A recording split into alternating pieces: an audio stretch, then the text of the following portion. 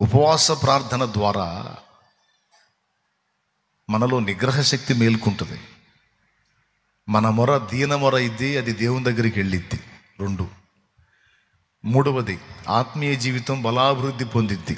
3. 4వది, హెల్త్కి కూడా మంచిది. అవయవాలన్నీ రెస్ట్లోకి వెళ్తాయి. రోజు డ్యూటీ చేసే అవయవాలు. ఇప్పుడు లివర్ ఉందండి, తింటూ ఉంటాం. తిన్నదాన్ని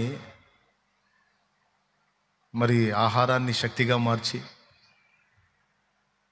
మరి బ్లడ్లోకి పంపించి వ్యర్థాన్ని వేరే విధంగా తీసుకెళ్ళి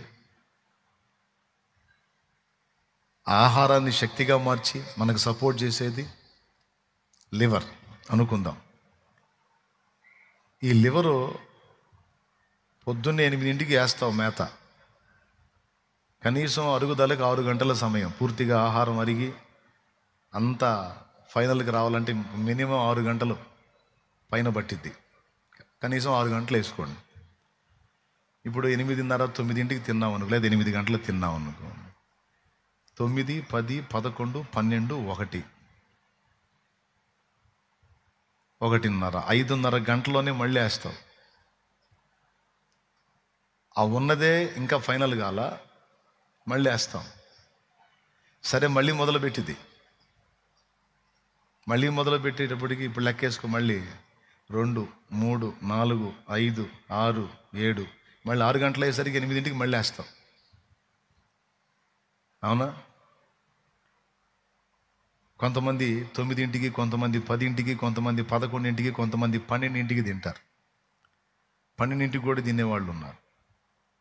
ఒక వైద్యుడు చెప్పిన సలహా ఏంటంటే 10, 11, 12 ఈ రకంగా తింటే ఇక డే అంతా లివరు నువ్వు వేసిన సరుకును అరిగించే పనిలోనే ఉంటుంది.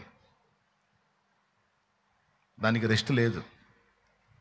ఎందుకో చెప్తాను. ఇప్పుడు మనం పొద్దున ఫుడ్ తిని మళ్ళీ మధ్యాహ్నానికి మధ్యలో గ్యాప్ దొరికినప్పుడు ఏదో ఒకటి వేస్తాం. ఇంకా మనం ఊరకుండంగా నువ్వు ఏది వేసినా సరే మళ్ళీ లివర్కి వర్క్ స్టార్ట్ అయ్యింది. అంటే మనం దినచర్యలో గ్యాప్ లేకుండా ఫుడ్ని పంపిస్తానే ఉన్నందున అది ఏదో రూపంలో నేను అన్నం తిన్నాను, పునుగులు తింటా, బజ్జీలు తింటన్నా, అవి కూడా లివర్ అరిగించాలిగా. లివర్ దాని మీద కూడా పని చేయాలిగా. నువ్వు ఏది తిన్నా సరే ఖచ్చితంగా లివర్ వర్క్ చేయాలి. దాని పని అది చేయాలి. కాబట్టి 24 గంటలు ఇక అది నిర్విరామంగా ఆడుతూనే ఉంటుంది.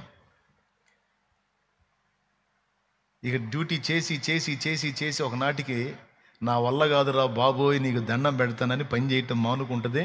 అప్పుడు నువ్వు పేషెంట్ పోయి బెడ్ ఎక్కుతావు.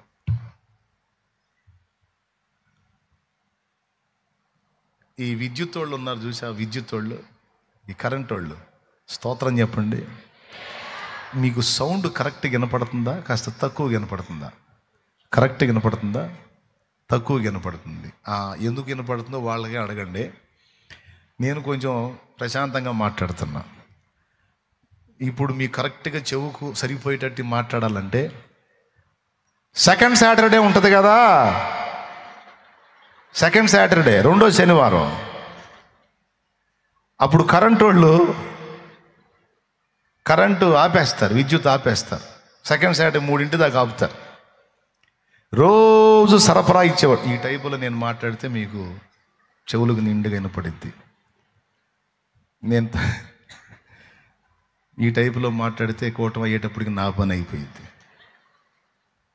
కాబట్టి నన్ను అర్థం చేసుకొని సౌండ్ సిస్టమ్ వారు నా యందు దయ ఉంచి, వారి యందు దయ ఉంచి కొంచెం బ్యాలెన్స్ చేయండి. దేవుడు మీకు కూడా తోడై ఉండునుగాక. ఆమేన్. కొంచెం పెంచి మాట్లాడడానికి ట్రై చేస్తాను.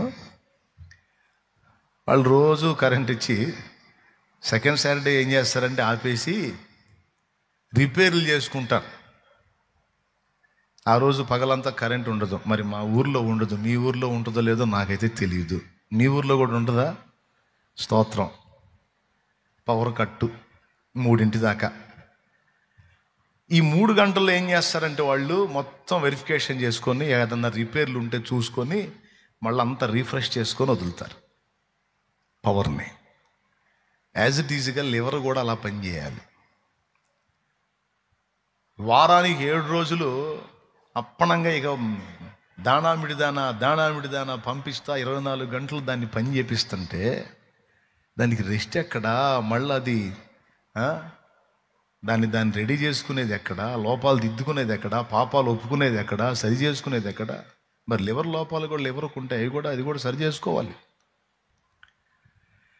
కాబట్టి వారంలో కనీసం ఒక పూట దానికి కానీ సెలవిస్తే, ఆహారం వేయకుండా, ఆ గ్యాప్లో అది చక్కగా మళ్ళా దాన్ని సిద్ధపరచుకుంటుంది. మనం కానీ పాపాలు ఒప్పుకొని ఎప్పటికప్పుడు రీఫ్రెష్ అయినట్టు అది కూడా రీఫ్రెష్ అయింది.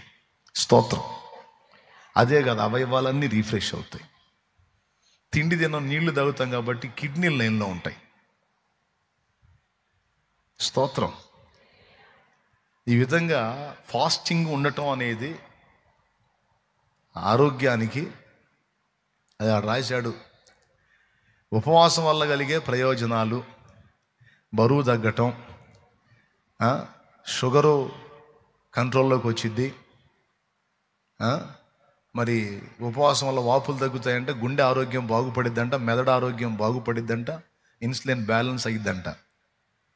అలాగే రక్తంలో ట్రైగ్లిజరైడ్స్ని తగ్గిస్తుంది, మానసిక పనితీరు, క్యాన్సర్ నివారణ, అలాగే షుగర్ ప్రమాదాన్ని తగ్గించుకోవచ్చు. అలాగే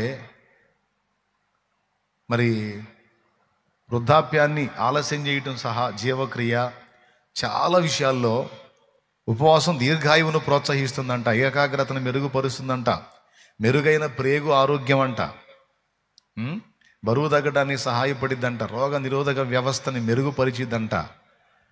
ఏమండి, న్యూరో అంటే నర సంబంధమైనటువంటి డీజెనరేటివ్ డిజార్డర్లను నివారించవచ్చు. ఇట్లా బోల్డ్ అన్ని విషయాలు ఉన్నాయి దానిలో. ఇవన్నీ ఒక బస్తా అయితే ఇచ్చాడు ప్రయోజనాలు అక్కడ. ఫాస్టింగ్ వల్ల, ఉపవాస ప్రార్థన వల్ల ఆత్మకు మనసుకే కాదు శరీరానికి కూడా మంచి ఆరోగ్యం. అయితే ఉపవాసాన్ని అతిగా ఉండటం వల్ల రోగం అని ఇక మొదలుపెట్టి ఒక పద్ధతి పాడు లేకుండా ఎట్ట పెడితట్టుండి మళ్ళీ పేషెంట్లే, నీరస రోగులే నా దగ్గరికి వస్తారు. అన్నా నువ్వు ఉండమన్నా ఉన్నా ఇట్ట అయిందని మీకు దండం పెడతా. ఉపవాసానికి ఒక క్రమం ఉంది, క్రమశిక్షణ ఉంది. ఆ ఉపవాసం ఉండే టైంలో కూడా నీ హెల్త్ పరిస్థితులను బట్టి ద్రవ రూపంలో కొంత పానీయాన్ని నువ్వు తీసుకోవాలి. పొట్ట ఖాళీ ఉండనీయకుండా, ఖాళీ ఉంటే ఎసిడిటీ ఫామ్ అయింది, ఉండనీయకుండా దాన్ని బ్యాలెన్స్ చేసుకోవాలి. ఉపవాసం క్రమంగా ఉండి మనం అనుసరించాలి. అది కూడా మనం పెట్టుకున్న నిర్ణయ కాలం వరకు చేయాలి. చీటికి మాటికి, చిన్నదానికి పెద్దానికి ఏందంటే అట్టున్నది ఫాస్టింగ్లే అని మళ్ళీ ఇకారపు చేష్టాలు చేయకూడదు. దేవునికి స్తోత్రం. పెద్దగా చెప్పండి, ఒకసారి గట్టిగా చెప్పండి. దానికి ఒక పద్ధతి ఉంది. కాబట్టి కనీసం వీక్లీ వన్స్, వారానికి ఒక రోజు మంచిది. కాస్త పేగులకి, లివర్కి, అన్నిటికీ మంచిది, నరాలకు కూడా మంచిదంట. వారానికి ఒక రోజు, అంతేగాని వారం మొత్తం ఉన్నావు అనుకో, ఇక నీ కోసం ఏ ఉపవాసం ఉండి ప్రార్థన చేయాల్సి వచ్చింది. బతికిచ్చు ప్రభువా, సత్తంది నాయన, సత్తనాడు నాయన అని. కాబట్టి ఓవర్ యాక్షన్ వద్దు, తగినంత ఉపవాసం ముద్దు. ఇప్పుడు ఫాస్టింగ్ ప్రేయర్స్ వల్ల చాలా ప్రయోజనాలు ఉన్నాయి. ఆత్మకు ఉంది, శరీరానికి ఉంది, మనసుకు ఉంది, అన్నిటికీ ఉంది. ఓకే.